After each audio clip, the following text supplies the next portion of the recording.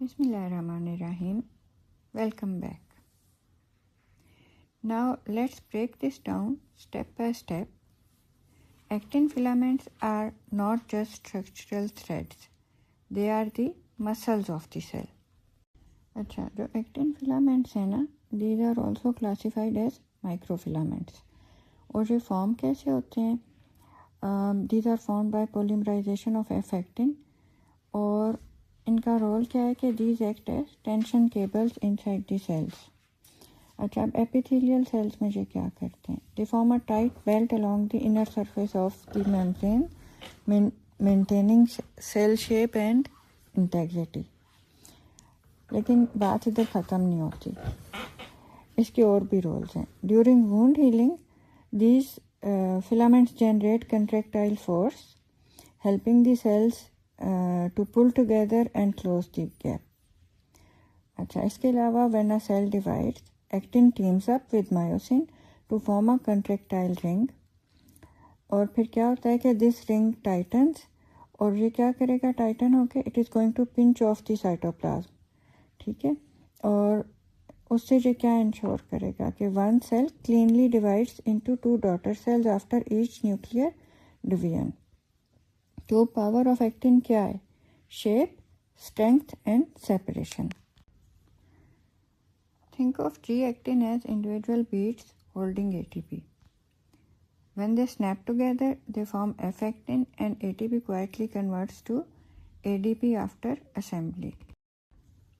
अच्छा, जो actin polymers हैं ना F-actin के, दे आर डायनेमिक स्ट्रक्चर्स. क्या होता है कि they have a plus and, उस पर क्या हो रहा है कि एक्टिन सब यूनिट्स ऐड हो रही हैं, और माइनस एंड जिधर से एक्टिन सब यूनिट्स जो हैं वो डिसोसिएट हो रही हैं वन एट ए टाइम. कैसे होता है कि as one new actin unit joins at plus end another actin unit falls off from the minus end.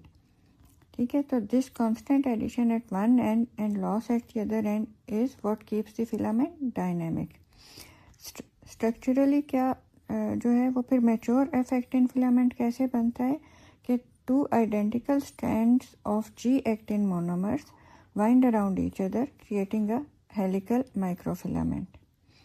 तो क्या होता है कि प्लस एंड ग्रोस और minus end shrinks and together they create actin treadmilling. ऐसे लगता है कि जैसे एक जो एक्टिन का मोनोमर ऐड हुआ है वो ट्रेडमिल करते करते एंड में फिर वो दूसरी साइड से फॉल ऑफ हो जाता है.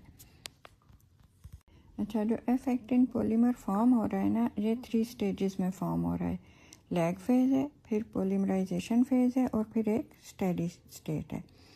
अच्छा, लैग फेज में क्या होता है कि 3 इंडिविजुअल जी एक्टिन मोनोमर्स जो हैं which are bound to ATP, they form a nucleation site. ठीक है, दे कम टुगेदर. ठीक है, और ये एक अनस्टेबल ट्राइमर है. अब ये जो स्टेप है ना, दिस इज स्लो. क्यों? Because it is a rate limiting step. ठीक है, इधर एटीपी भी यूज़ हो रही है. नेक्स्ट जो है ना पॉलीमराइजेशन फेज है. जैसे ही न्यूक्लिएशन साइट फॉर्म हो गई है, फिर इसकी ग्रोथ जो है वो एक्सेलरेट हो जाती है.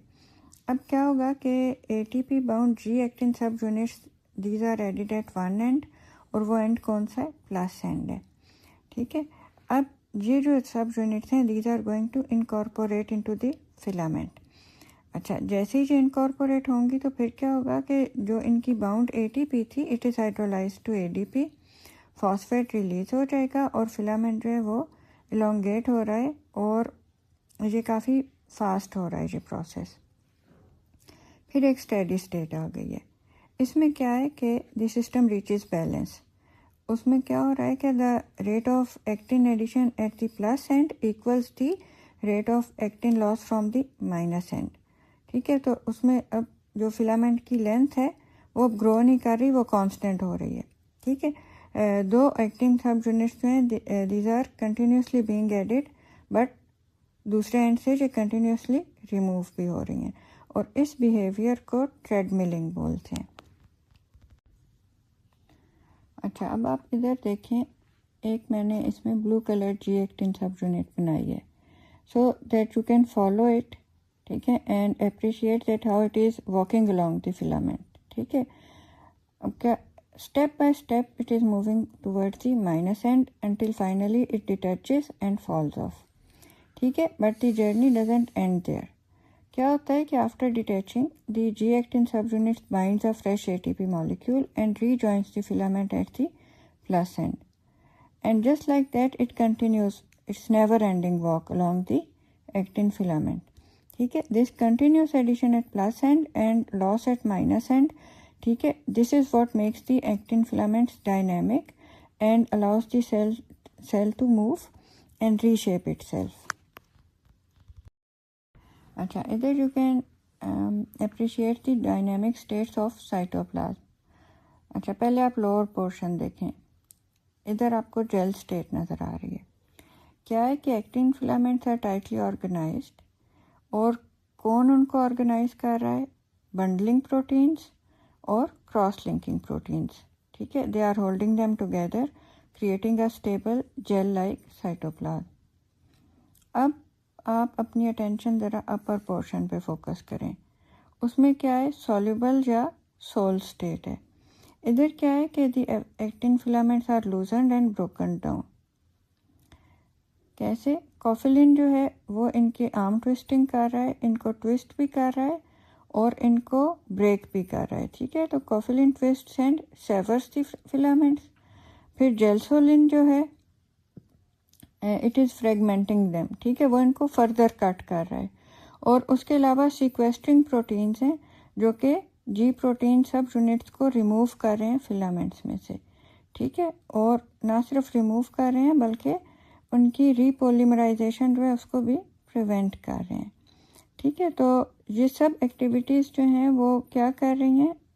एक साइटोप्लाज्म को शेप कर रही हैं फ्रॉम जेल टू सोल या सोल टू जेल. ठीक है, this is a dynamic remodelling process और it allows the cell to rapidly change shape and respond to its environment. जैसी इसकी रिक्वायरमेंट्स हैं उसके अकॉर्डिंगली ये अपनी शेप एज्यूम करेगा, जेल या सोल.